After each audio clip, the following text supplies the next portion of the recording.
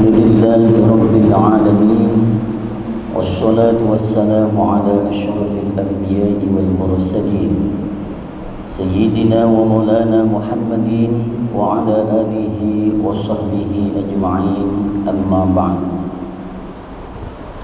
Hadirin jamaah salat zuhur Masjid Abu Bakar Asghaf yang dirahmati Allah.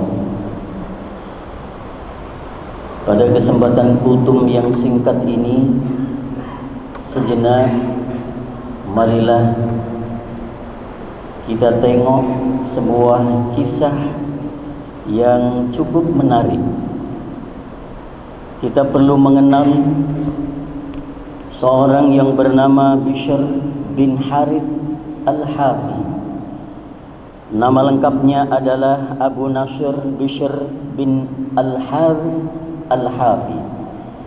Ia lahir di kota Merv pada 767 Masehi dan wafat di kota Baghdad pada tahun 841 Masehi. Kisah pertaubatan dari seorang pemuda berandal, pemabuk dan gemar bermaksiat ini dapat dilihat dalam salah satu kitab yang ditulis oleh Fariduddin Al-Attar yang bertitel Tazkiratul Auliya. Suatu hari dalam keadaan mabuk, Bishr ia berjalan terhuyung-huyung.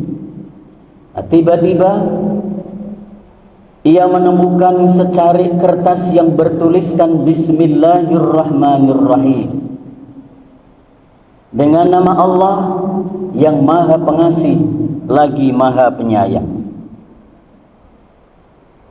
Bishr lalu kemudian membeli minyak mawar, yang kemudian minyak itu ia percikkan ke dalam kertas itu dan ia simpan dengan penuh hati-hati di rumah. Nah, malam harinya salah seorang ulama di tempat di mana Bishr ini tinggal, dia bermimpi, dan dalam mimpinya seorang ulama yang salih ini diminta untuk menyampaikan pesan kepada Bishr, dan isi pesannya itu adalah, engkau telah mensucikan namaku, maka aku pun telah mensucikan namamu. Engkau telah mengharumkan namaku, maka aku pun telah mengharumkan namamu. Engkau telah memuliakan namaku, maka aku pun telah memuliakan namamu. Demi kebesaranku, niscaya ku harumkan namamu baik di dunia dan akhirat. Orang soleh ini hampir tidak percaya, jangan-jangan mimpiku ini salah, karena dia tahu betul Bishr ini adalah pemuda yang gemar bermaksiat. Oleh karena itu ia kemudian bersuci, melaksanakan sholat dan istirahat kembali. Nah, lagi-lagi dia bermimpi hal yang sama, lalu ia ulangi lagi, ia mimpi hal yang sama. Nah, keesokan harinya barulah dia datangi rumah Bishr Al-Hafi untuk menyampaikan pesan itu. Tetangganya bilang, Bishr saat ini tidak berada di rumah, ia sedang mengunjungi pesta miras. Ia datangi tempat di mana orang sedang menyelenggarakan pesta miras. Di sana ada Bishr Al-Hafi. Lalu ia sampaikan pesan itu. Kemudian Bishr ini menyampaikan pesan pada kawan-kawannya, wahai sahabat-sahabatku, hari ini aku dipanggil.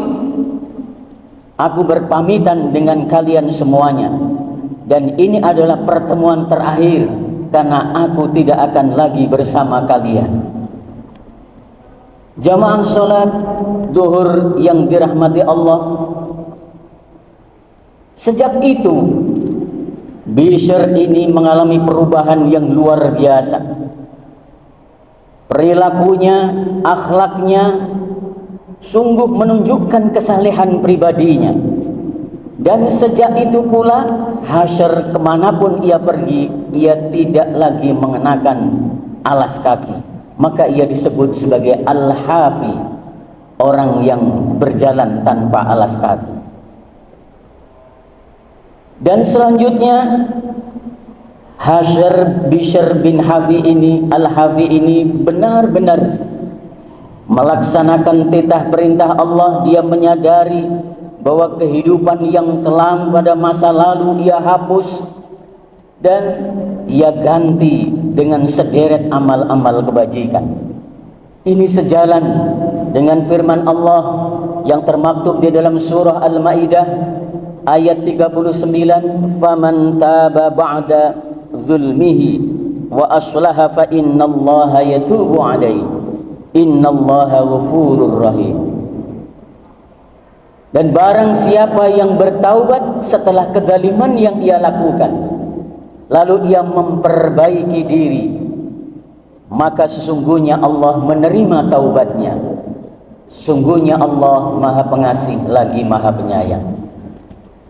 Ayat ini menjelaskan kepada kita, sebesar apapun dosa manusia, seberat apapun kesalahan yang dilakukan oleh manusia, maka Allah adalah zat yang Maha Pengampun lagi Maha Penyayang. Sepanjang ia bertaubat, maka Allah akan mengampuni dosa-dosanya. Demikianlah barangkali yang bisa kami sampaikan, mudah-mudahan bermanfaat. Hadanallahu wa iyyakum ajma'in. Wassalamualaikum warahmatullahi wabarakatuh.